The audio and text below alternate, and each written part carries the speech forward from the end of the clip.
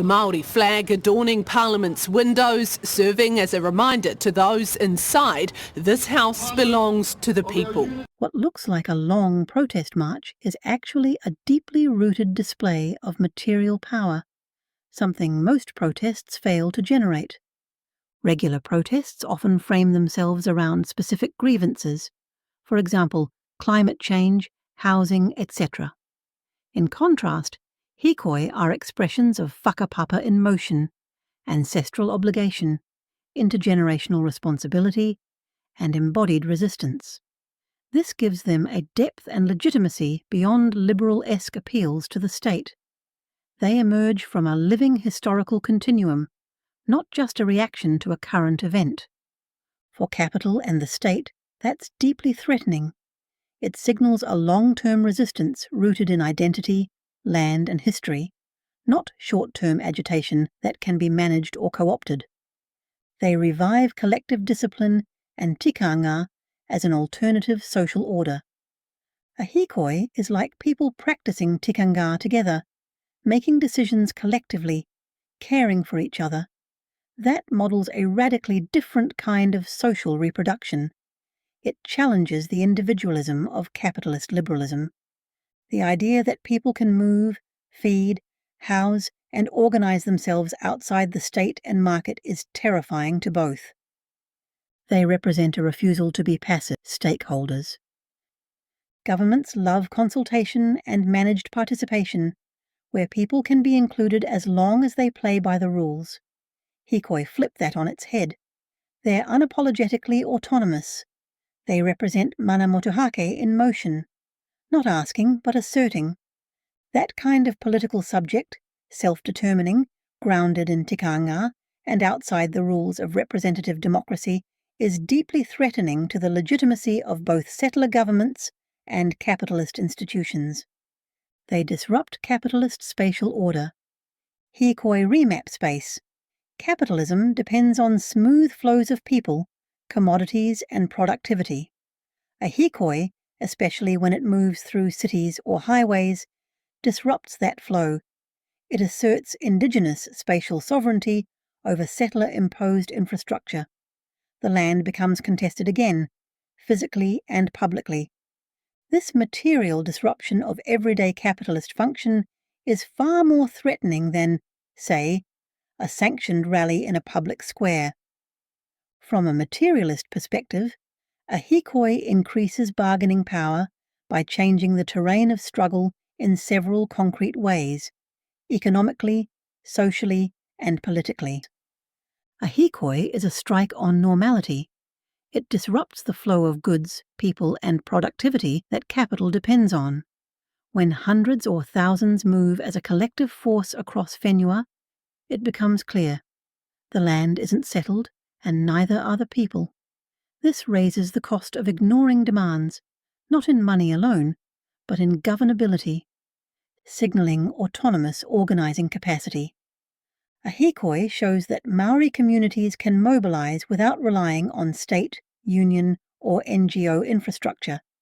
That's a real threat to capital and the Crown because it shows independence. The more independent your movement is, the less leverage the system has over you. That forces negotiation on terms more favourable to the hīkoi, not just symbolic inclusion or policy tweaks. A hīkoi proves something critical. We can feed ourselves, house ourselves, move together, decide together. That is a practice of proto-sovereignty. It increases bargaining power by showing that Maori aren't dependent subjects, but organised political actors capable of governing and reproducing themselves outside capitalist relations, raising the political risk of inaction. The larger and more sustained a hīkoi, the more it captures public attention and political oxygen. That pressure forces governments into a bind, either ignore it and lose space and legitimacy, or respond and risk empowering a deeper resistance. Either way, the power balance shifts, especially if the hīkoi threatens to escalate into land occupations, wider mobilizations, or legal challenges. Strengthening internal capacity for long-term resistance. Materialist power is about building enduring capacity. Every Hīkoi trains rangatahi, connects hapu, builds logistical infrastructure, and renews collective identity. That's long-term strategic leverage, making future resistance easier, cheaper, and more powerful. Most regular protests lack material leverage, and that's why they're often shut down, ignored, co-opted, or forgotten. Most protests make demands without power to impose costs if those demands are ignored. They often happen on weekends, follow police instructions, last a few hours, and go home. Capital and the state can easily absorb them. No disruption, no risk, no consequence. Even worse, many rely on the very institutions they're protesting. They ask the state to fix itself, appeal to media owned by capital, and hope for visibility instead of building autonomy. Now, contrast that with a Hīkoi. It disrupts space and flow, shows independent capacity, not managed dissent. It activates real risk for the state, loss of legitimacy, visibility of indigenous power, potential escalation, independence. It sustains itself through collective organisation.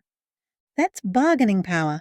It forces a response because it changes the terrain of struggle, economically, socially, and politically.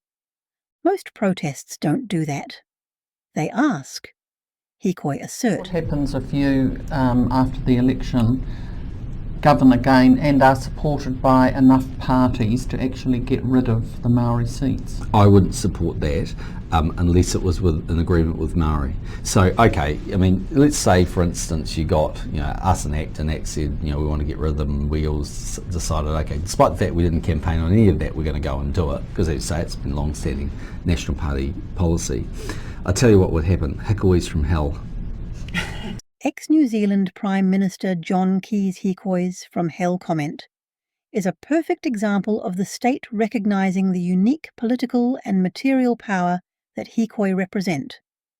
That fear is grounded in a very real calculation. They know a Hīkoi isn't just a march, it's a signal of deep collective will, capable of escalating into occupations, sustained resistance, and major political backlash. They know Hīkoi connect across iwi, hapu, urban and rural Maori, unifying political blocs that are usually fragmented under Crown frameworks.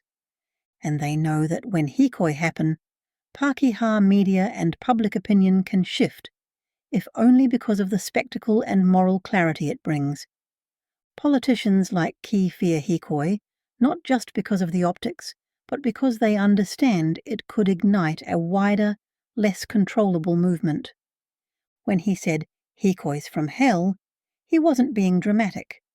He was revealing that the state knows Maori can still move in ways the state can't contain. This is the heart of it, what the state actually stands to lose. Most protests can be spun or ignored, but a Hīkoi, especially a large, righteous one, commands attention. It breaks through media control, reshapes public discourse, and shows Maori are sovereign actors. That loss of narrative control is huge. If people start believing the Crown is illegitimate, its authority erodes. They risk exposure of the Crown's fragile legitimacy. Hīkoi remind everyone that Maori never ceded sovereignty. They force the settler state to confront its origins: stolen land, imposed law, broken promises. If that gets mass visibility again, especially alongside collective action, it undermines the moral and legal foundation of the entire political system. That's existential. They risk escalation into harder-to-contain actions. Hīkoi are the beginning of movement. Politicians like Key fear they can evolve into occupations, blockades, land reclamations, or pan-tribal mobilization. That would strain police, disrupt infrastructure, and draw international attention. The state rules through bureaucracy, not relationships. A Hīkoi shows the opposite: mobilization, collective discipline, mutual care, and shared purpose. It reminds everyone that Maori don't need the state to organize, We don't funnel our movements through a bureaucracy. We already have each other. That makes bargaining power shift